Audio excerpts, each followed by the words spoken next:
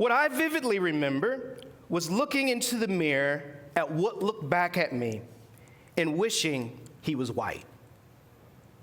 Wishing my skin and my features reflected the image that was held in higher esteem.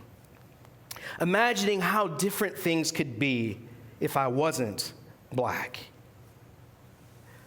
I have often, and still do, give credit to the Christ for rescuing me from black self-hatred. Not just black self-hatred, but self-hatred in general. But black love saved me too. Black love in the form of a poem I had framed and up on the wall of my bedroom parallel to the door frame so that I saw it any time I departed my room and headed into a world that was not made for my black ass. A poem I have shared with other black youth who have found themselves afflicted by black self-hate. I still have it, and I think it is time for me to hang it up in my daughter's room. I Am the Black Child by Michael Wynn. I am special. Ridicule cannot sway me. I am strong. Obstacles cannot stop me. I hold my head high, proudly proclaiming my uniqueness. I hold my pace, continuing forward through adversity. I am proud of my culture and my heritage. I'm confident that I can achieve my every goal. I am becoming all I can be. I am the black child. I am a child of God.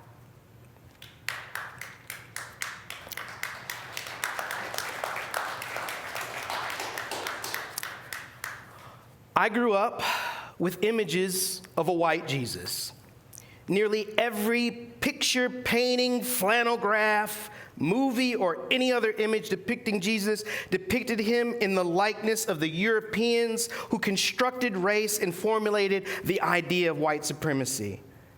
The first time I remember someone declaring that Jesus was in fact black was in the movie Malcolm X, starring Denzel Washington. It made sense to me at the time.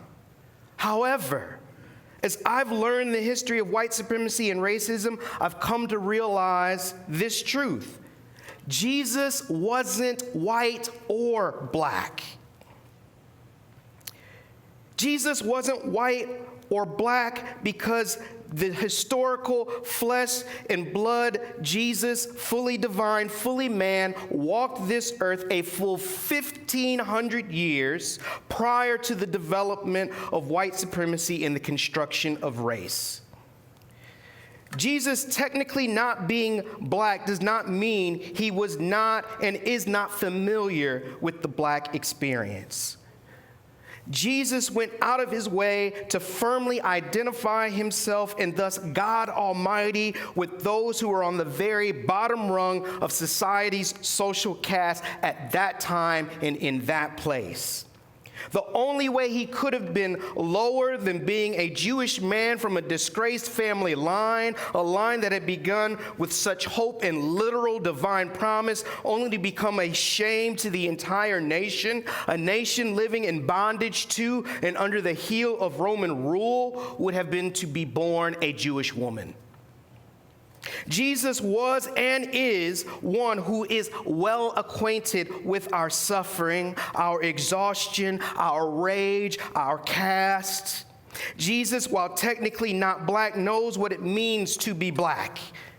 And because Jesus precedes the construct of race, because he precedes blackness, he also shows the way to derail anti-blackness, the way to overcome black self-hate, and the way of black love.